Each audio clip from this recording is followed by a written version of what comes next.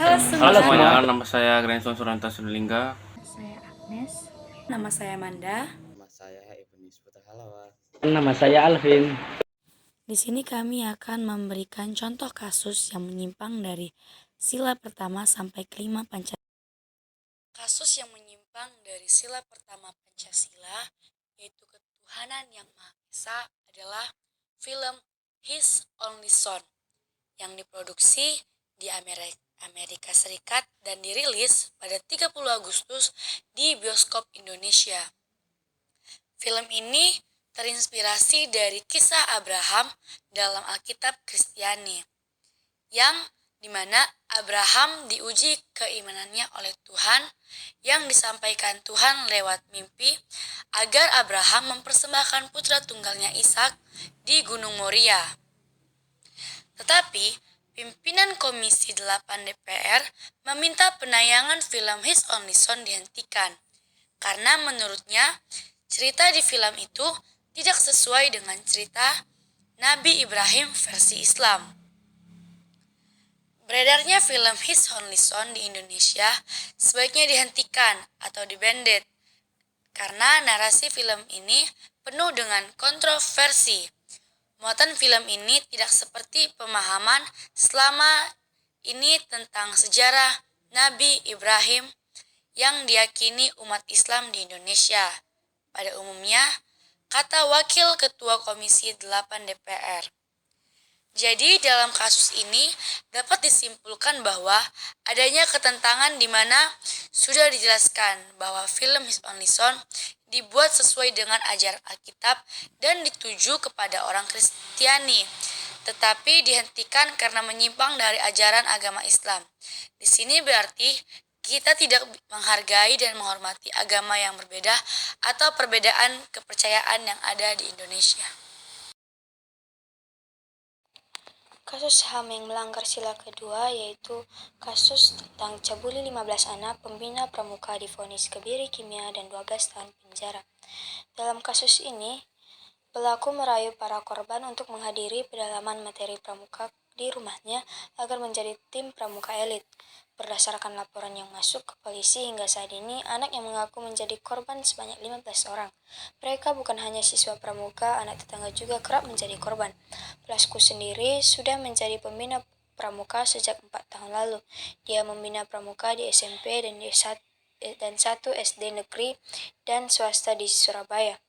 Dalam kasusnya, terdakwa sendiri dijatuhi hukuman sebagaimana diatur dalam pasal 80 dan pasal 82 Undang-Undang Republik Indonesia Nomor 17 Tahun 2016 tentang perubahan kedua atas Undang-Undang Nomor 23 Tahun 2002 tentang perlindungan anak.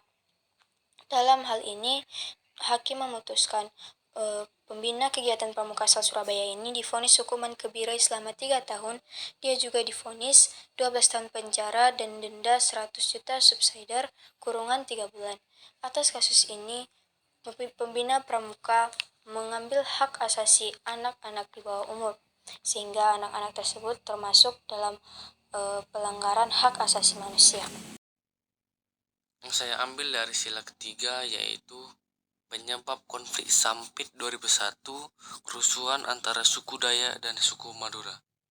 Awal mula konflik Sampit merupakan kerusuhan antara suku yang melibatkan orang Dayak sebagai penduduk asli dan suku Madura sebagai pendatang. Tragedi Sampit karena apa? Konflik Sampit menurut Abdul menukli pernyataan tokoh masyarakat Dayak berinisial DC disebabkan oleh benturan budaya. Ia menuliskan bahwa pada saat itu orang Madura tidak mau memahami budaya masyarakat Dayak sebagai penduduk asli Kalimantan Tengah. Kasus Sampit termasuk konflik apa? Beberapa provinsi Indonesia diguncang oleh konflik komunal yang menewaskan ratusan hingga ribuan korban jiwa. Konflik yang terjadi di Kalimantan Tengah atau yang lebih dikenal dengan konflik Sampit menjadi salah satu konflik komunal yang berlandaskan etnisitas dengan jumlah korban jiwa yang sangat besar. Apakah latar belakang terjadi kasus ini? Ada juga yang mengatakan bahwa latar belakang konflik Sampit ini menurut Profesor Usop dari Asosiasi Masyarakat Dayak disebabkan karena pembantaian yang dilakukan oleh Dayak adalah bentuk mempertahankan diri karena warga Dayak terlebih dahulu mendapatkan serangan. Bagaimana akhir dari konflik Sampit? Konflik Sampit pun mulai merdeka setelah petugas setempat meningkatkan keamanan mengevakuasi warga dan menangkap provokator. Untuk mengakhiri konflik ini, dibuatlah perjanjian damai antar suku Dayak dengan Madura.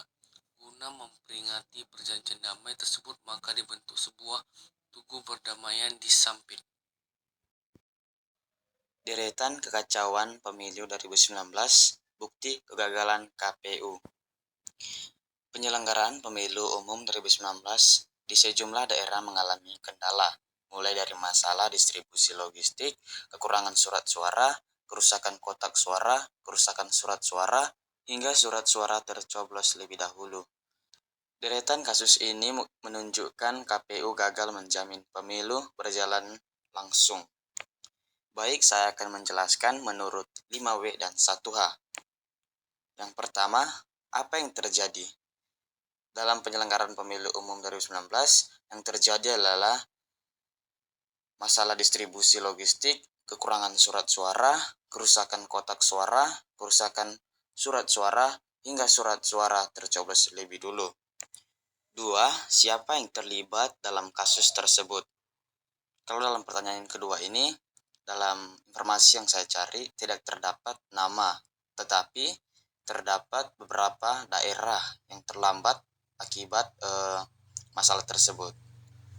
3. Mengapa hal itu bisa terjadi? Jadi dalam permasalahan kotak suara, kasus lain terjadi di Kecamatan Taman Sari dan Ciseng, Kabupaten Bogor, Senin 15 April 2019. Di dua lokasi itu ada 682 kotak suara yang rusak. Beruntung KPU Kabupaten Bogor memiliki kotak suara cadangan. Jadi ada beberapa daerah juga yang mengalami kotak suara yang rusak. Jadi mereka langsung menghanguskan atau membakar kotak suara tersebut sebelum pencoblosan terjadi. Dan yang kedua dalam permasalahan logistik. Ini terjadi karena keterlambatan. Contohnya di daerah Papua. Sampai pukul 10.15 waktu setempat. Logistik belum juga tiba di TPS. Akibatnya Gubernur Papua Lukas NMB burung menggunakan hak pilihan di TPS 043 Kelurahan Argapura, Distrik Jayapura. Ini hampir semua TPS Distrik Jayapura Selatan belum ada logistiknya. Belum tahu juga distrik lain. Jadi akibat keterlambatan tersebut, KPU memutuskan untuk menunda pemilu di Papua pada Kamis 18 April 2019, kasus untuk distrik Jayapura Selatan. Dan permasalahan ketiga juga terjadi, surat suara kurang dan tercoblos. Masalah lain terjadi Kota Ambon. Di sana ada beberapa TPS yang kekurangan surat suara. Misalnya di TPS 18 Kecamatan Baguala. Ada kekurangan 100 lembar surat suara DPR RI dan kelebihan surat suara untuk DPRD Provinsi Maluku. Dan ada beberapa daerah juga yang surat suaranya kurang dan tercoblos. Dan pertanyaan keempat, kapan peristiwa itu terjadi?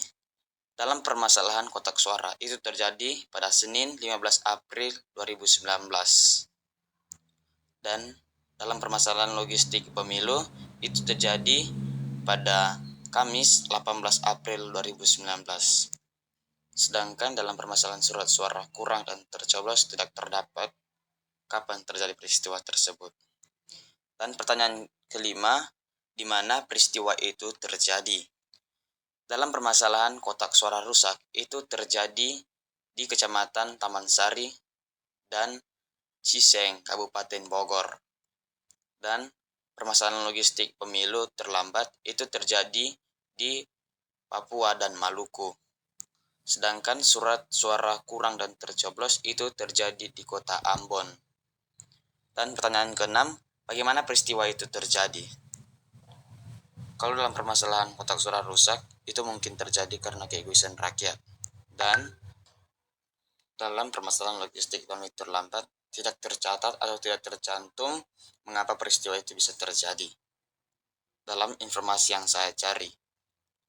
Dan dalam masalah surat suara kurang, itu mungkin terjadi karena banyak orang atau rakyat tidak mau memberikan suara atau dukungan kepada calon kedua presiden tersebut.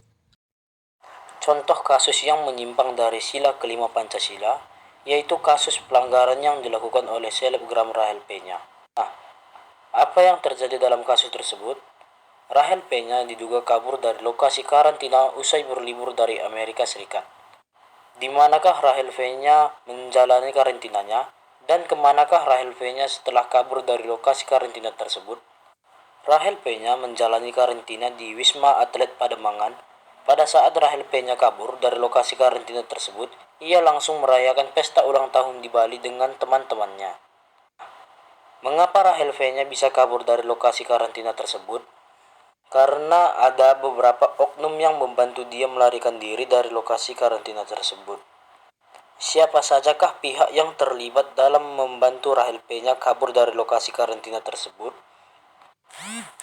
Berdasarkan hasil penyelidikan, Kepala Penerangan Kodam Jaya Kolonel Erwin Budi Saputra mengemukakan bahwa ada 2 oknum TNI yang membantu proses pelarian Rahel Peña bersama pacarnya Salim Naudar serta manajernya Maulida Khairun Nisa. Oleh karena itu, diduga adanya pelanggaran terhadap Undang-Undang Kekarantinaan Kesehatan dan wabah penyakit menular oleh Rahel Peña. Kapan sidang kasus selebgram Rahel Peña digelar di Pengadilan Negeri? Yaitu pada Jumat tanggal 10 bulan 12 tahun 2021 di Pengadilan Negeri Kota Tangerang. Bagaimana kasus tersebut sehingga menyimpang Pancasila sila kelima?